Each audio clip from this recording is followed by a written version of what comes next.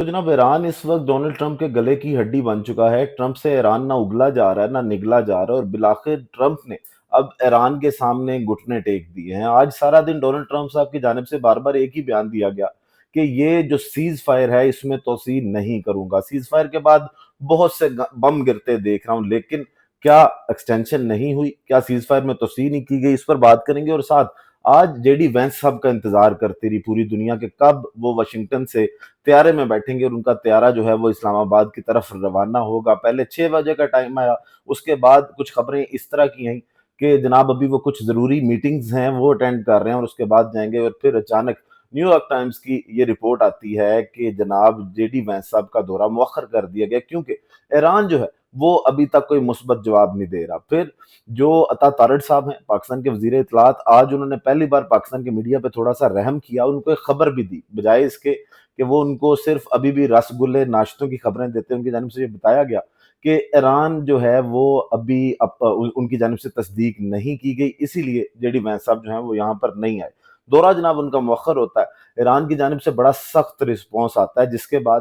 White house کے اندر ایک ہنگامی اجلاس سامنے آتا ہے۔ کچھ خبریں اس طرح کی آتی ہیں کہ ڈونلڈ ٹرمپ نے نیوکس کے جو کوڈز ہیں وہ بھی مانگ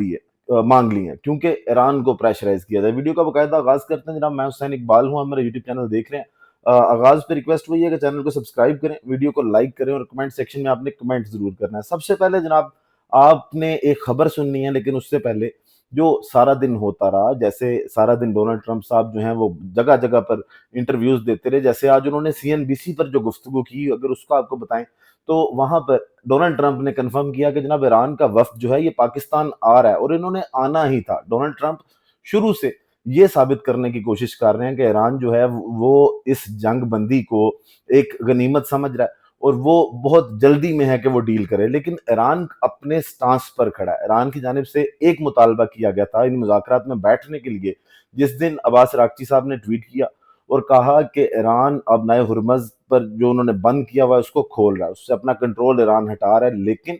دوسری جانب وہ یہ شرط بھی رکھتے ہیں کہ امریکہ جو ہے وہ بھی نیول بلاکٹ جو ہے نئے ہرمز کی اس کو ختم کرے، اس کے بعد جو ہے وہ مذاکرات میں بیٹھیں گے۔ فیلڈ مارشل عاصم منیر صاحب جو ان کی جانب سے بھی ریکویسٹ کی گئی، کل رائٹرز نے یہ خبر بتائی اور کہا کہ جناب فیلڈ مارشل کا ڈونلڈ ٹرمپ کے ساتھ رابطہ ہوا ہے، اور اس کے بعد کچھ خبریں دی ٹیلی گراف نے یہ بھی بتائیں کہ ڈونلڈ ٹرمپ جو ہیں وہ اس پر غور کر رہے ہیں۔ پھر آج ایک بڑی مثبت خبر سامنے آئی، تب بھی یہ لگا کہ شاید یہ معاملہ جو ہے یہ حل ہونے جا رہا ہے، برف کچھ پگھل رہی ہے، جب ایران کا ایک جہاز جو ہے وہ امریکہ کی ناکہ بندی سے گزر کر ایران پہنچتا ہے، جس سے لگا یوں کہ شاید ایران جو ہے یہ آخری مومنٹ تک پاکستان آنے کی حامی بھر لے، مذاکرات کے ٹیبل پر بیٹھنے کی جناب حامی بھر لے، لیکن ایسا نہیں ہوا۔ اب ڈونلڈ ٹرمپ صاحب نے اب سے کچھ دیر پہلے جو ٹروتھ سوشل پر بات کی ہے وہ آپ کو بتاتے ہیں۔ جو سارا دن ڈونلڈ ٹرمپ یہ کہہ رہے تھے کہ میں ایکسٹینشن نہیں کروں گا اس سیز فائر میں، بم گریں گے، انفراسٹرکچر تباہ کریں گے، پاور ہاؤسز تباہ کر لیں گے، اب وہ جناب بیان ایک دیتے ہیں، وزیر اعظم شہباز شریف اور فیلڈ مارشل کے کہنے پر حملے روک رہا ہوں۔ یہ جناب بڑا بیان ان کا آیا ہے، اور وہ ساتھ ہی انہوں نے جنگ بندی میں توسیع کا اعلان کیا ہے، اس حقیقت کے باوجود کہ ایران کی حکومت شدید ٹوٹ پھوٹ کا شکار ہے۔ ہمیں کہا گیا ہے کہ ایران پر ابھی حملہ نہ کریں، ایران پر حملے روک رہے ہیں تاکہ ایران کے قائدین کوئی جو ہے وہ تجویز دیں۔ امریکی فوج کو حملے کی بجائے ناکہ بندی جاری رکھنے کی ہدایت کر رہا ہوں، مذاکرات کے اختتام تک جنگ بندی میں توسیع کر رہا ہوں۔ تو جناب اس کا مطلب ہے کہ ابھی کوئی مدت بھی معین نہیں کی گئی، غیر معینہ مدت کے لیے یہ جو ڈونلڈ ٹرمپ صاحب ہیں ان کی جانب سے توسیع کا اعلان کر دیا گیا اس میں، اور اب وہ کہہ رہے ہیں کہ جب تک رسپانس نہیں آتا ایران کا تب تک جو ہے وہ ہم یہ سیز فائر جاری رکھیں گے۔ اب دوسری جانب جناب ایران کی جانب سے آج جو باتیں کی گئیں، سارا دن لوگ یہ کہہ رہے تھے کہ شاید ایران آخری مومنٹ پہ یہ سارے معاملات روک دے گا، لیکن یہ جو بیان ڈونلڈ ٹرمپ کا آیا اس سے پہلے ایران کے بڑے تگڑے بیان آئے ہیں۔ ایران کی جانب سے آج یہ بھی کہا گیا کہ اگر امریکہ جنگ چاہتا ہے تو ہمارے جو انگلیاں وہ ٹریگر پہ ہیں، ہم کسی بھی ٹائم جو ہے وہ جنگ کے لیے تیار ہیں۔ ایران کا بڑا واضح موقف ہے کہ ہم اپنی قوم کی عزت کے لیے سب کچھ کر سکتے ہیں، ہمیں لڑنا پڑا تو ہم لڑ سکتے ہیں، لیکن جو قوم کی عزت ہے وہ کسی بھی طرح اس پر جو ہے وہ کوئی سمجھوتا نہیں کیا جائے گا۔ اب یہ جب اس طرح کے بیان ایران کی جانب سے سامنے آئے، اس کے بعد اطلاعات یہ آئیں کہ جناب جو ڈونلڈ ٹرمپ صاحب ہیں ان کی جانب سے کوڈز مانگ لیے گئے ہیں، پھر ایک اجلاس ہوتا ہے جس میں ڈونلڈ ٹرمپ کے بھی پہنچتے ہیں وائٹ ہاؤس میں، اور پھر جیرڈ کشنر صاحب اور اس کے ساتھ ساتھ اسٹیو وٹکوف،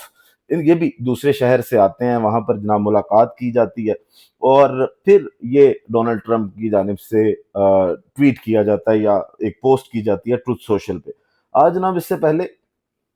اگر مذاکرات کے حوالے سے کہا جائے کہ ایران کا کیا ری ایکشن ہے، وہ آپ کو بتائیں تو جو ان کے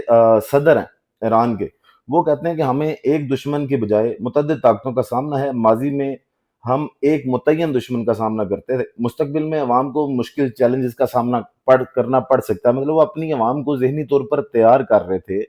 کہ اگر ایران کو اپنے موقف پہ سٹینڈ لینا ہے تو پھر مشکلات جو ہے وہ عوام کو دیکھنی پڑ سکتی ہیں، اور وہ ایران کی عوام نے 40 دن کی جنگ لڑ کے اس وقت 50 سے زائد دن گزر چکے ہیں، لیکن اس میں سے اگر 14 دن نکال دیے جائیں جو یہ سیز فائر کے تھے، 40 دن تک ایران نے تگڑا مقابلہ کیا اس سپر پاور کا، جس کو اب سپر پاور کہتے ہوئے بھی جو ہے وہ ڈر لگتا ہے یا شرم آتی ہے، کیونکہ ڈونلڈ ٹرمپ صاحب کے آپ کے بیان بھی آپ دیکھ لیں